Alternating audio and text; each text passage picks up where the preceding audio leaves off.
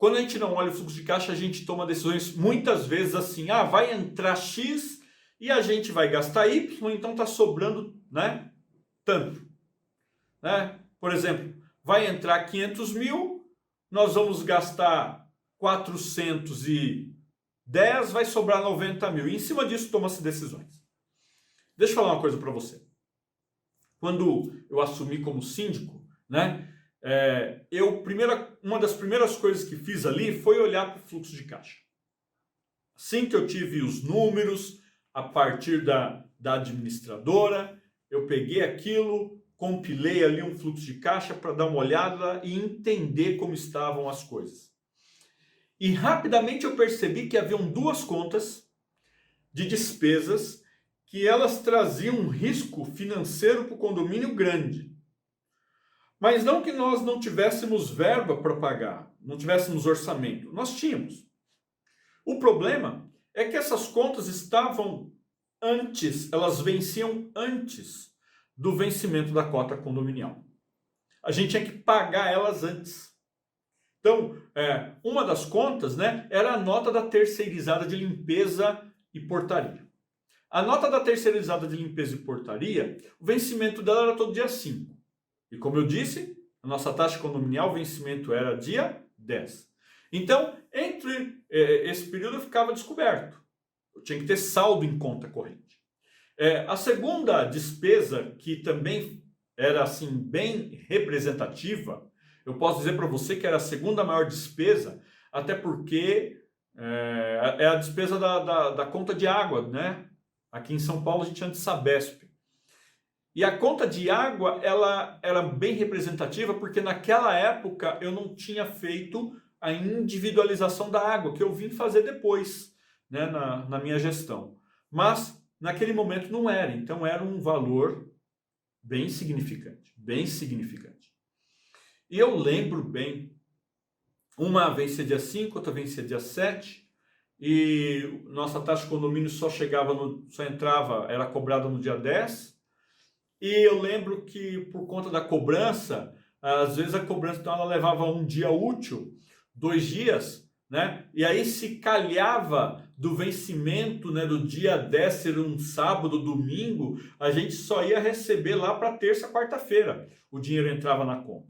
Então, numa situação como essa, a gente ficava ali uns 5 dias com a conta de forma muito apertada, muito apertada. A ponto de, no início, eu ter, às vezes, que solicitar para algum fornecedor para adiar a duplicata, adiar ali o boleto, né? Mas fazendo aquela análise, eu percebi que podia ser feito alguma coisa para mudar. Ainda mais naquele momento que eu estava autorizando, eu estava entrando numa reforma de fachada. E a reforma de fachada, então, eles queriam receber todo dia 10. Nós combinamos com eles, não, de jeito nenhum. Vamos pagar todo dia 25. Nós combinamos pagar todo dia 25. Por que isso? Para que a gente pudesse ter fôlego. E foi exatamente olhando para o fluxo de caixa, tendo tido a percepção de trabalhar com fluxo de caixa, que eu pude tomar aí 4 decisões. A primeira decisão foi fazer um aditivo contratual, negociar com a terceirizada de limpeza de portaria, de limpeza e de portaria, que em vez de pagá-los todo dia 5, eles iriam receber no dia 17. 17. Então eu joguei aí para frente aí mais de 10 dias, né? 12 dias. É claro que não foi de graça, eu acumulei esses dias e quando eu fui pagar, eu paguei então pelo serviço de 1 mês mais 10 dias, 12 dias. Né? Então era dia 17. A segunda coisa que eu fiz foi entrar com a solicitação na Sabesp para mudar a data do vencimento, que era acho que dia 7, e passou então lá para frente também. Era após dia 15 agora.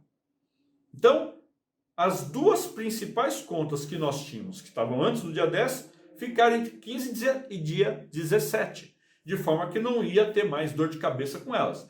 A terceira, né, foi negociar com a empresa de fachada, que não seria pago dia 10, seria pago dia 25.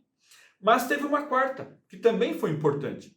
Era comum no condomínio, quando tinha rateio, que a cota era no dia 10, então o rateio no dia 25, por conta do vale. Tal. Então o que nós fizemos? Conversamos com os condôminos e trouxemos do dia 25, unificamos junto com a cota, tudo no dia 10. Dessa forma, então, tanto a cota condominial como o rateio eram tudo no dia 10. Era tudo no dia 10. Falei, ó, vocês vão se apertar no primeiro mês, mas depois entra num ciclo para vocês também, né? Então, todo dia 10. E aí deu certo. E fazendo isso, eu consegui, inclusive, reduzir a despesa de cobrança pela metade. Porque em vez de fazer 2 boletos bancários, agora eu estava fazendo um boleto bancário. Veja, estratégia que só foi possível ser tomada após olhar para o fluxo de caixa. Síndico, é um erro não olhar para o fluxo de caixa.